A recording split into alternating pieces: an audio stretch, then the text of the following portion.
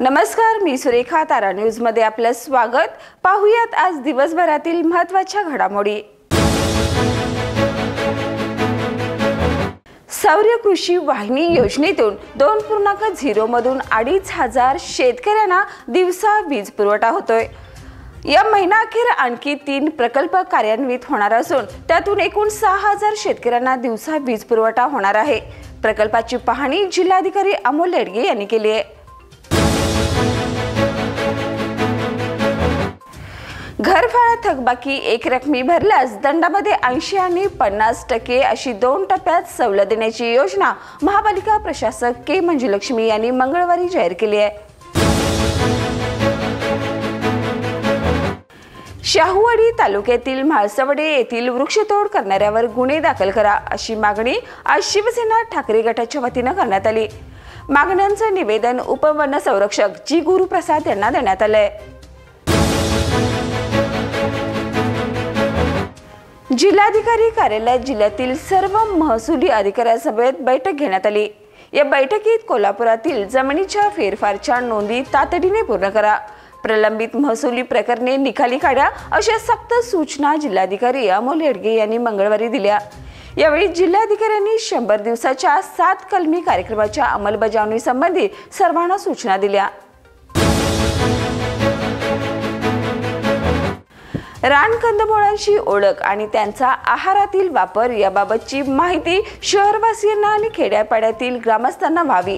शेतकऱ्यांनी त्यांची लागवड त्यांच्या शेतात करावी यासाठी निसर्ग अंकुर आणि उई केअर हेल्पलाईन या संस्थेच्या आयोजनातून 18 व 19 जानेवारीला शहाजी लॉ कॉलेज येथे कंदमुळे आणि औषधी वनस्पतीचं प्रदर्शन आयोजित करण्यात आले. या प्रदर्शनात 100हून अधिक कंदमुळं आणि 150हून अधिक वनस्पती प्रदर्शित होणार असल्याची माहिती उई केअरचे मिलिंद धोंड यांनी पत्रकारांशी बोलताना दिली. कोल्हापुरातील रंकाळा तलावात सांडपाणी मिसळून तलावाचं प्रदूषण रोखण्यासाठी महापालिका प्रशासन श्याम हाऊसिंग सोसायटी नाल्यावर बंधारा घालून सांडपाणी प्रक्रिया केंद्र सुरू करण्याचा प्रयत्न सुरू आहे. राज्य सरकारच्या अमृत 2 योजनेतून मंजूर करून घेण्यात येईल असं मंगळवारी अधिकाऱ्यांनी सांगितलंय. अधिकाऱ्यांनी श्याम हाऊसिंग सोसायटी येथील नाल्यावर जाऊन प्रदूषणाची पाहणी केली. कोल्हापूर महानगरपालिकेच्या शाळा दर्जेदार व्हाव्यात यासाठी आम आदमी पार्टीने सतत पाठपुरावा केलाय. शिक्षण क्षेत्रातील वेळोवेळी त्रुटी निदर्शनास आणून देत आपने महापालिका प्रशासनाला त्याबाबत सूचना केल्या होत्या. आज या संदर्भात महापालिकेच्या शाळेने मुख्याध्यापक व आम आदमी पार्टीच्या वतीने संयुक्त आढावा बैठक घेण्यात आली. भारतीय हवामानशास्त्र विभागाला 150 वर्षे पूर्ण झाली. आज या निमित्तानं कोल्हापूर वेधशाळा कार्यालय, कोल्हापूर विमानतळ येथे 150वा स्थापना दिवस विविध उपक्रमांनी साजरा करण्यात आला.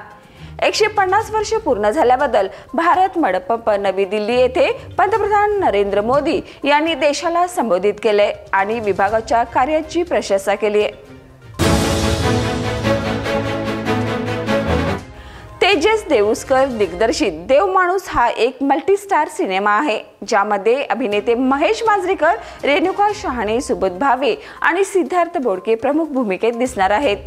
हा चित्रपट प्रेक्षकांसाठी एक नवी आणि आकर्षक कथा घेऊन येतोय. देवमाणूस या चित्रपटामध्ये उत्कृष्ट अभिनयासह अविश्वसनीय कलाकार देखील आहेत.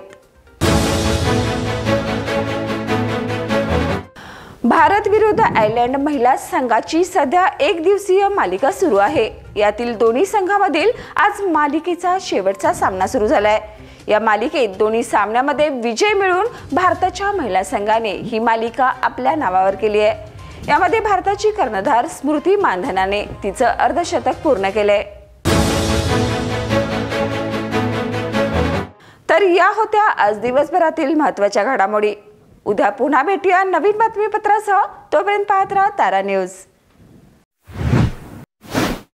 बाळ, फ्रीजमधून श्रीखंड काढ ना. आम्ही पूर्वी घरीच बनवायचो श्रीखंड, त्याची चवच वेगळी होती. आता काय सगळं रेडीमेड.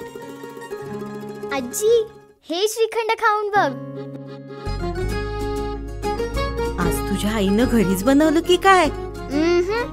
हे आहे गोकुळचं श्रीखंड. अगदी जिभेवर रेंगाळणार. जिभेवरच नाही तर मनावरही रेंगाळणार. गोकुळ श्रीखंड, मनावर रेंगाळणार.